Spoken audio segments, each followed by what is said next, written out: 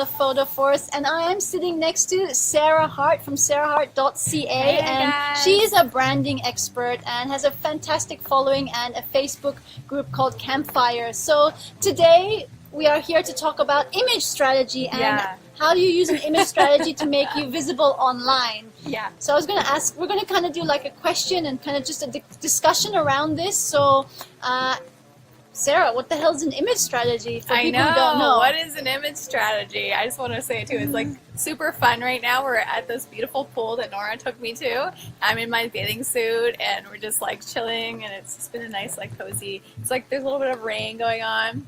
It's like just super cozy right now. Oh yeah, but what's an image strategy? I don't like that's a great question. For me, I feel like it's just like a fancy way to say like all your images on the internet, like on your Instagram, your Facebook, your email. Anytime you're posting an image, you're definitely going to want to have some sort of thought behind it. You definitely want to, like when people see your stuff online, right? Like images are number one for like click-throughs and sign-ups. That you want them to, like that millisecond before they even read it, to know it's your brand, to already feel a warm, fuzzy feeling about and already know what you're about before it. So I think your image strategy is all about creating that feeling and emotion, and I don't know, all that good stuff. What do you think? What is it? What is image totally. strategy? I think definitely image strategy is anything that you post online. So that includes photos, stock photos, infographics, memes, gifs. All of that is also part of your image strategy, because it's all about how do you want people to feel when they look at the content that you're producing, all right? So this also includes the text, all right? But we're only talking about images here, so just images. So there's like a rainbow of a million things we could talk about. I'm actually just going to share this on my Facebook. She's going to share that. So while she does that, I wanted to know if you're watching this, also if live or in the replay, pop in the comments, do you have an image strategy, and do you think that you know what an image strategy is, and what would you like to find out more about how do you create an image strategy to be visible online? And particularly I want to make this point is that there's certain brands out there that are nailing their image strategy, and that means anytime they post anything, you totally know that it's coming from that brand, and that means they're being visible and you're recognizable, and that's ultimately what you want to have with your own brand. So when I talk about image strategy, then it's like, okay, so what type of content and images are you posting on your Facebook? Are all your social media profiles, do they have the same type of stylistic images, or do you have like a selfie of you on your Facebook page, but then on your Instagram you've got this like professional photo of you? They need to be aligning. So if they're not aligning, that's a task for you right now. Go and check all of your social media profiles and the cover photos and all of that. So like Twitter cover photo, Instagram doesn't have a cover photo, Facebook cover photo, and all of that. And just check, is it all aligning together? Because that's so important. You want to be giving one message out to your audience, right? So that you can be recognizable, not 10 million messages. Oh my God. I think that's like the biggest problem is like people are just like all over the place and you get excited. I mean, fonts are cool. Like I understand the font problem is real. The font, the thousands of fonts that we have. You ever go on Creative Market and just like drool? Like the fonts, the colors, people want to change it up. Yeah, I mean, who doesn't want to? It's so pretty and fun. But it's really important to stay consistent. But that being said, well, for me, like, I think it depends on what you're using these social things for, because I use my Instagram for more personal stuff. But in my brand, so this is something we were talking about. So if you want to, I mean, if you have an image, is it okay to show like other like goofy parts of yourself? Like say if you have like a pro brand, and we were just talking about how that's totally okay. Like you can totally show off, like you can throw in, I like to throw in an animated GIF in with my like kind of like fun, with my more, I don't think anything I do is actually serious now that I think about it, but no, it's not. But no. I know, because I'm on Sarah's newsletter, and she often puts gifts into her newsletter. It's like, you know, it's like happy. It comes across that you're quite happy and carefree. So you just really need to be thinking like, how do you want to portray yourself online? What's the essence of how you want people and your clients to feel about when they come into contact with you and your brand, right? So, yeah. And I feel like the biggest thing that I think people struggle on is everything is too polished or it's too perfect, and they're really afraid to like let go a little bit and show like themselves with not all the makeup on, or do a video where they're like, I guess that's not an image strategy, that's a video strategy, but do a video with they're not, you know, they're not perfect and polished, or put something out there that's just like a little more like goofy or whatever. But I find personally that really connects you to right to the heart of your audience. So I feel like actually, you know, if you do feel scared to show up as yourself, then maybe push the boundaries a little bit and connect with your audience on another level. Yeah, what do you think? Definitely. I wanted to just talk about, you had some great examples about like image strategy mistakes. Ah, yeah. So, I think, yeah, so the number one thing that I see is people, like what I was saying before, like changing their, like you can tell that they are going through like a midlife brand crisis. That would be a funny blog post name. Are you going through a midlife brand crisis, or actually like multiple ones? Because like what I see is sometimes you can just see that people are so indecisive about their brand. One email has this graphic, another email has a different graphic. You can see like in, you know, in February they're inspired by like spiritual, moon, mystic things, and then in March they're actually a little more floral. So for me it's like super, like it's really noticeable, and you're not gonna, like what I was saying before, so you want people to know who you are online within a millisecond. And I promise you, if you choose the right image and graphics and colors and you're very consistent about it, people are gonna know it's you already. So I feel like that's probably the biggest thing. The biggest mistake. Yeah, I just think it's so important on your website to have similar photos throughout your website as well. So quite often when I come to people's website, they'll have like a beautiful photo on their homepage and everything's polished on their homepage, and then all their other pages they'll have these random photos that don't link into each other or don't have a thematic or stylistic kind of overview to them. And like, for example, maybe you're a lifestyle blogger who blogs about, you know, beach vacations or something like this, then, you know, all of the kind of photos should be similar to that. Maybe you're going for a bohemian vibe. Maybe the kind of color tones that you want to go for is kind of turquoise and white with a little bit of like nude color like I'm wearing here today. And that's kind of the style and the brand colors of your site, and all the photos you use should be fitting in with that as well. Yeah. Don't suddenly post like a purple kind of fractal photo, because can you see that doesn't fit in with your branding and your image strategy. So I see that quite a lot on websites. Just go look at your website and make sure it's kind of like all the photos fit in with with how you want to portray yourself. Yeah, I think that's a really good point. I think too, sometimes when I go to pick stock photos specifically, I personally have like this, I created like a brand map for my branding where I know the feelings and emotions that I want to convey, and that kind of creates a filter for all the images that I choose for my brand.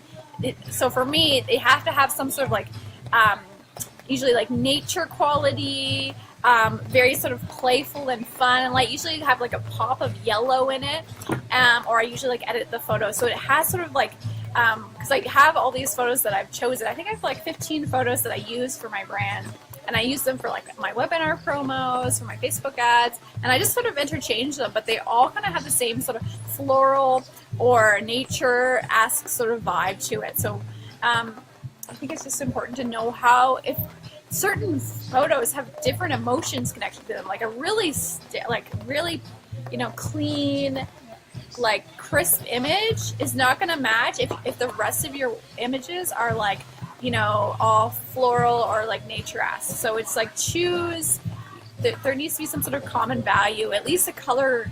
You can do that, but I think you need to have like a color in common at least that matches everything else. So maybe I made that too complicated, but Yeah, what do you think? no, I think definitely I think it's a great idea to have a folder, even a Pinterest board where it's like your image strategy ideas. I also think it's really important to find other people whose image styles and strategies you're really drawn to, because that will help you in finding your own image strategy. So, you know, you find someone's website and you're like, wow, that really rocks. Like, look at it analytically. Well, what, you know, the colors they're using, what types of images, what are the emotions that's coming out of the image, so that you can kind of write those down and start to do your own image strategy. And then I use Pinterest. Like, I'm a big Pinterest user. So I have an image strategy, and it's a secret board. That's my own board. then anytime I find an image that totally fits in with my brand, I'll pin it there. And then I ask myself, cool, all right, so if I want to repost this, then what message is it giving out? So for me, my personal brand and on my Instagram, I'm really about bright, fun, positive photos, all right? So anything I post revolves around those themes. So for me, I love splashes of orange and pink and purple because they're the really, really bright colors. So if you're asking, well, how do I find my own image strategy if that's what I'm lacking? Start on Pinterest, and even or start with a few websites that you really like. Most people have a few websites that they know off the top of their head that they really, really like the design and the look of, and see why is it that I like it, what is drawing me to that, and then how do you extrapolate that information? Take a few keywords, type it into the Pinterest search bar, see what images come up there, and start pinning that into your own personal image strategy board. Like, how did you come up with your the idea of what you wanted for your image strategy? Yeah, I just knew like the feelings that I wanted to do, and then I would spend a lot of time on Stocksy, which is my favorite stock photo site, and just really sort of immersing myself and just having clarity. But I want to say too, though, you don't have to have like a gazillion photos. I would say if you're just starting out, just like choose 3 photos, and just use those in your backgrounds and just like maybe in your border. Like, just choose 3. If you can just start from there and not overwhelm yourself, do that. Like, what do you think? Yeah, I think overwhelm is a really big issue we have nowadays because there's so much social media, there's so much content we need to be creating or should be creating, that I always suggest start small, because once you get the first couple of things, then you'll naturally be like, oh, I can then add this, I can add this. But if you're suddenly, okay, I need 20 images in the beginning, then you like stress yourself out being like, I need 20 images, right? So be like, okay, I'll be happy with 2 or 3, as Sarah suggested, right? And another thing too is, so you have like photos with people in it, you have photos of maybe just or whatever, maybe you have photos that are just patterns. So like thinking about choosing those. So I find that choosing pictures with people in it is always a little bit more stressful, don't you think? It's a little less. Yeah. Do you think that's a little bit more, what do you think? Of what, having photos with people in it?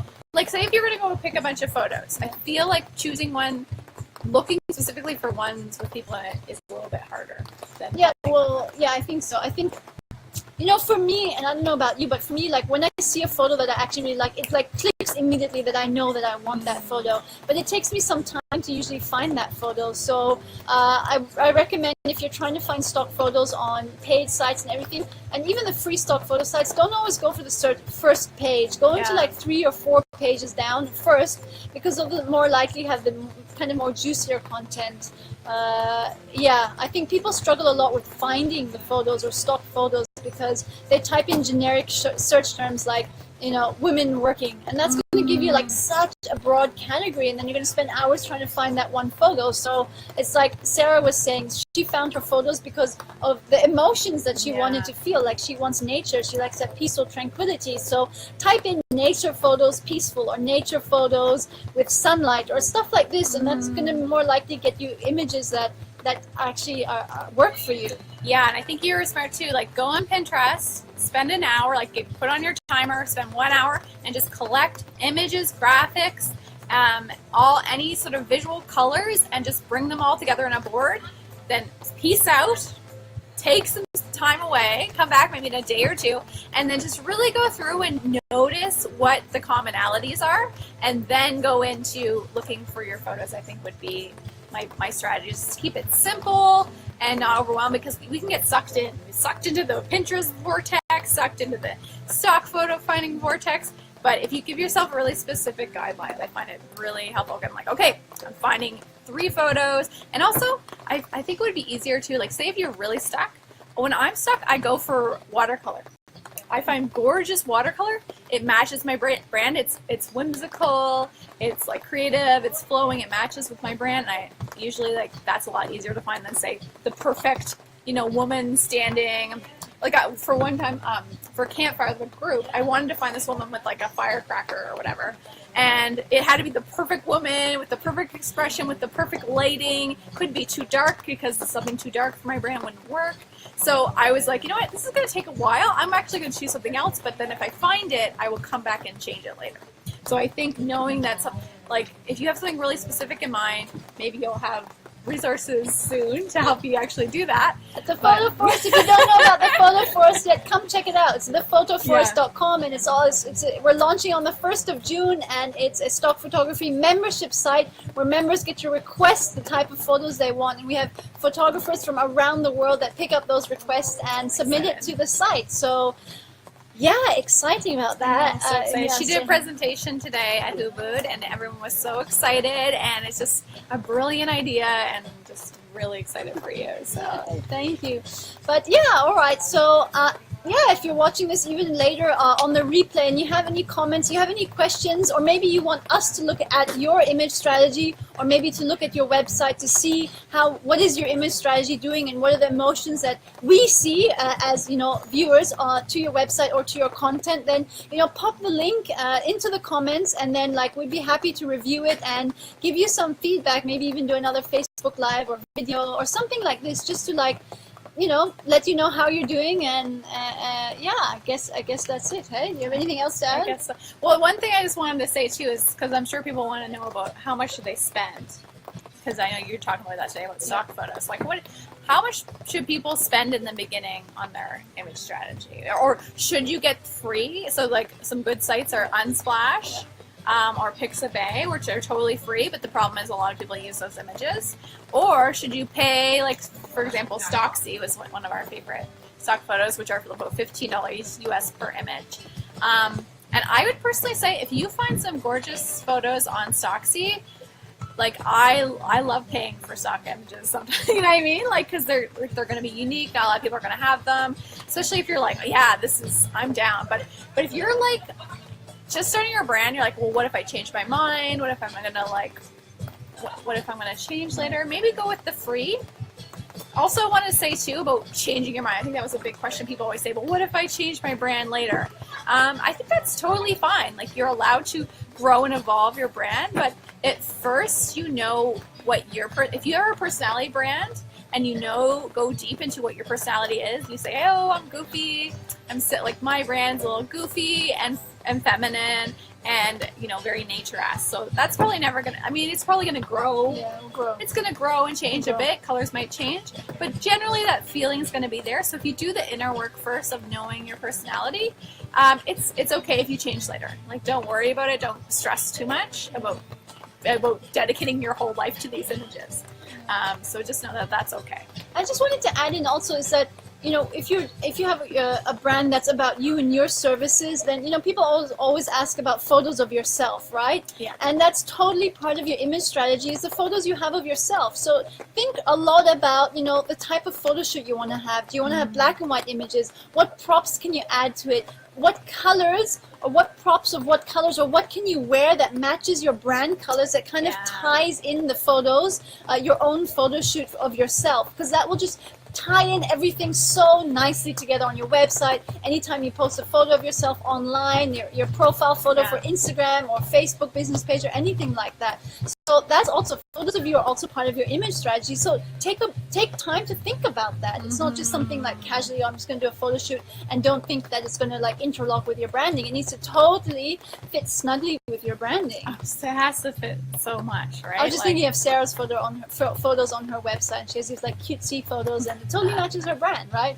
And if you go onto my website, norawendell.com, photos of me are fun, and I've got flower crown, and I'm jumping and doing all of that. So that's kind of my brand personality and what I want to bring across with my brand. So I also wanted to mention, I didn't say before, sign up to the Photo Forest now, and you get 5 free stock photos every single Thursday. They get sent out. So not everybody's getting this, because it's not a full website. It's only the people who are signed up to the email list. So you might find a few photos that match your image strategy there. So just go to thephotoforest.com and sign up to our newsletter.